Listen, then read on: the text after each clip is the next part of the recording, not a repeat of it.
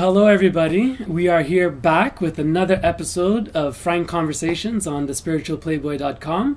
I'm here today with a very special man by the name of Swaroop Verma. So Swaroop is the man who I took a workshop with just recently this weekend. It was called the Tantric Marma Massage, and it was one of the best workshops I have ever taken. First, tell me a bit about your background. So I was born in India, north part of India, Agra it called, behind the Taj Mahal. I grew up with a family who practitioners of Ayurveda, Yoga. My grandfather was well-known Ayurvedic physician from Agra, and also Yogi means like a, also Shri Vidhya.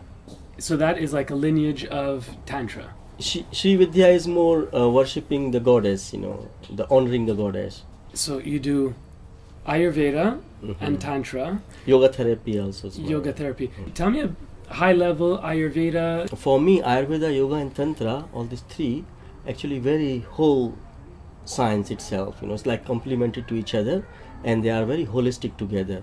Ayurveda talk about, the health and hygiene, how to build the energy, for example, that I'm talking about the cultivation of energy. That's right. So that is done with what? Food, nutrition? The food, nutrition, lifestyle, the Ayurveda talk about the three pillars of life, that I mentioned in the one is nutrition, food, and second is nidra, the rest, sleep, the restful sleep, and also it include meditation and, shavasana, what we call, like a feeling like you completely dead, physical death, So this is rejuvenate you inside, from inside.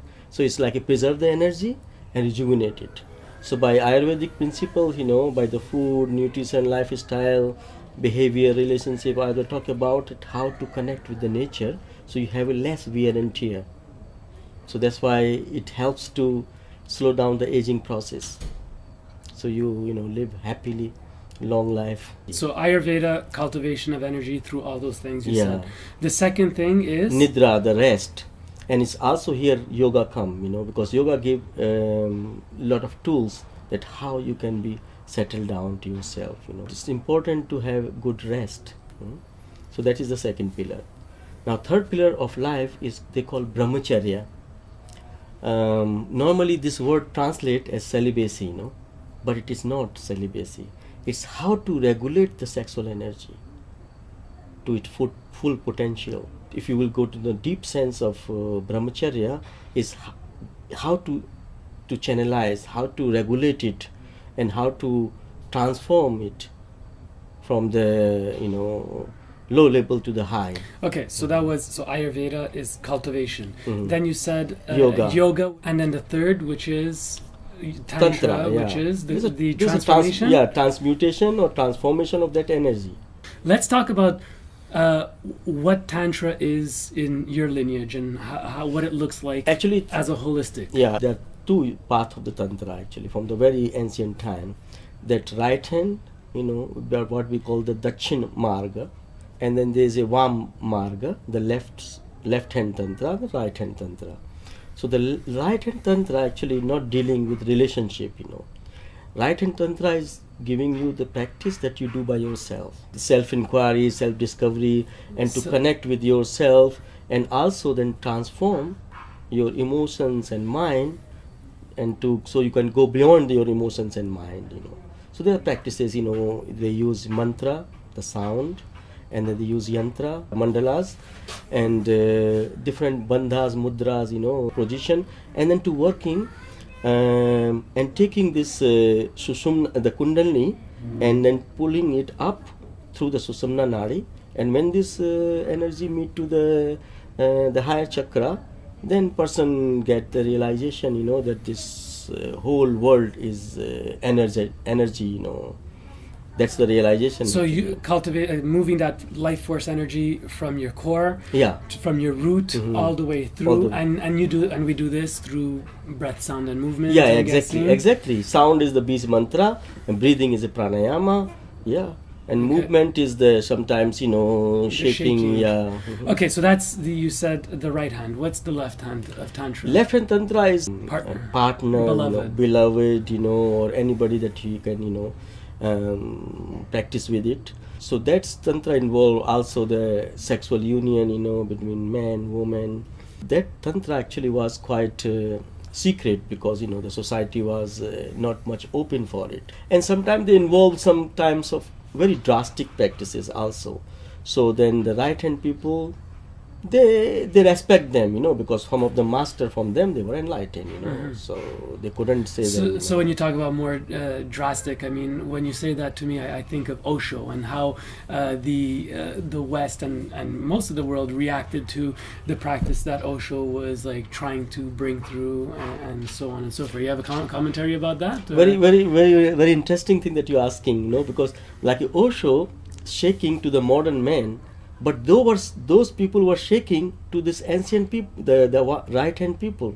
You understand? So the left hand people were shaking the right hand people. Yeah, because they're saying because for the right hand to drinking wine, eating meat, and having sex is like kind of prohibition. So the left hand side people used to say, listen, we are here in this world with our senses and with this energy. We cannot just start from this purity, So let's start from where we are. We cannot be liberated in this situation when we are completely involved in it, And by putting aside or avoiding it or denying it, it's create the complexions. Yeah, so Osho would call it like going from lust to love. Osho actually put it very nicely, all these different aspects of it, that he actually combined this esoteric ancient knowledge with modern psychology.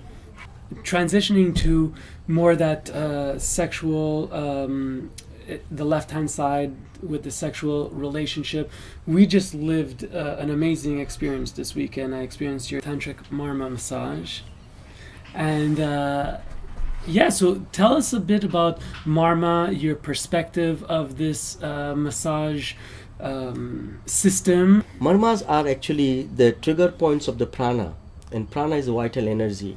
That's the main energy we have in our body, and then there are 5 kinds of prana in the body. So by their location, there are the different functions they have, in the body. But you can work or you can regulate this prana or the vital energy through the marma. So marmas are the controlling points of the prana or the chi, what you call it in China. So basically in the massage, my experience of it was, number one, very relaxing, just to, surrender, receive, learn. But when we were pressing those marma points, it's like a release of energy, or how would you describe it? Okay, the moment that we press the marma activate, When marma activate, the marma flow through the channel, the current, the energy channel. So each marma has its own indications, for what you're using for. So what it do, so it's stimulate the nadis, what we call the energy current, And then this energy current have connections direct to the chakras. So it work on the chakra. And then chakra movement or chakra work influence immediately, and you feel the different kinds of feeling with different marma, Right. Yeah. And the few marma, for example, the marma that we have here is thapani. When you work on it, then you feel expansion. You feel your body like expanding.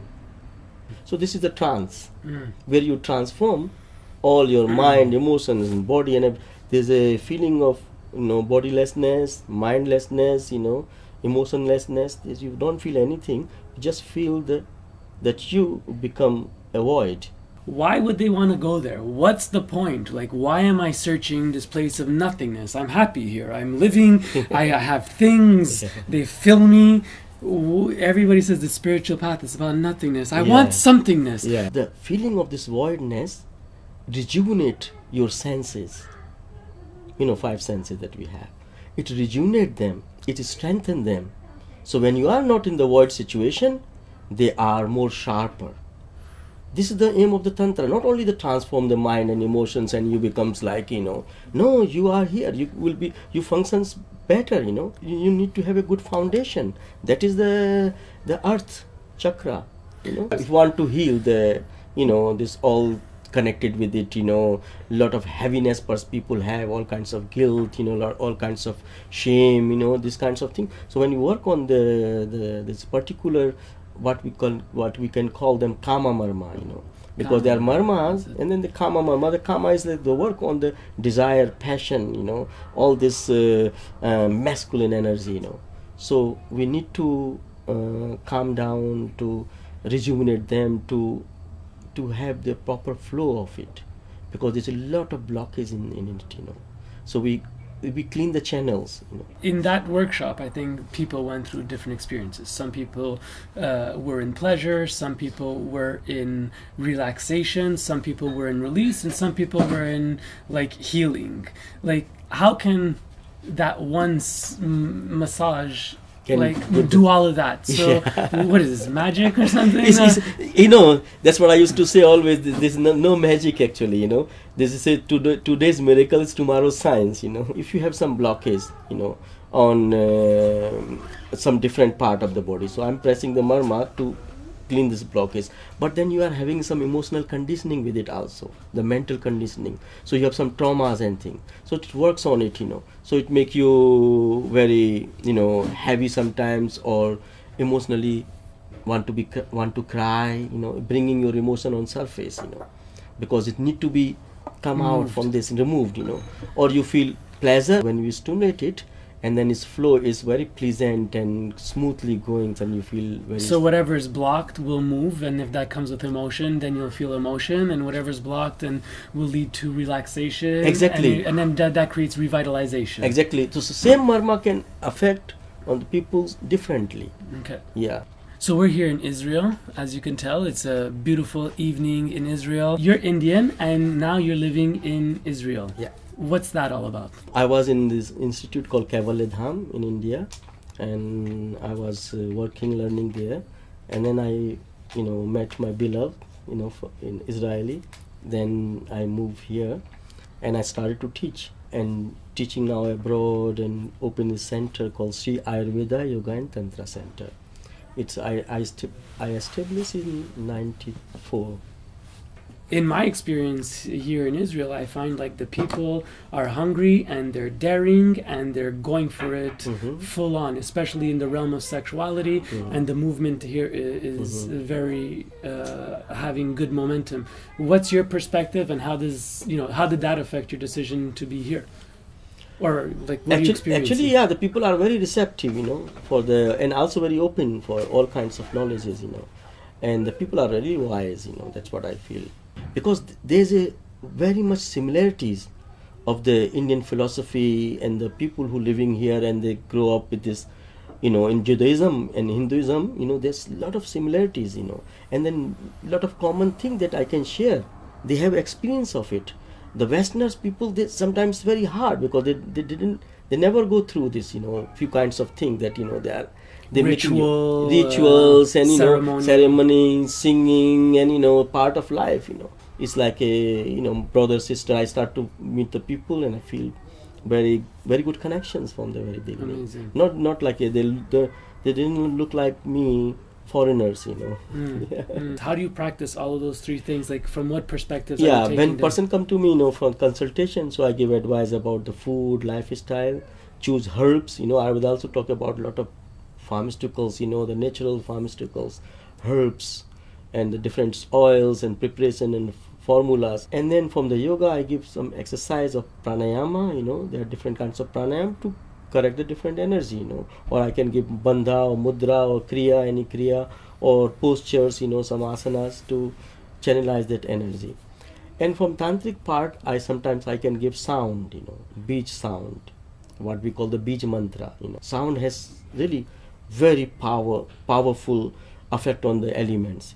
Sound can, sound can make you hyper, or sound can make you ground.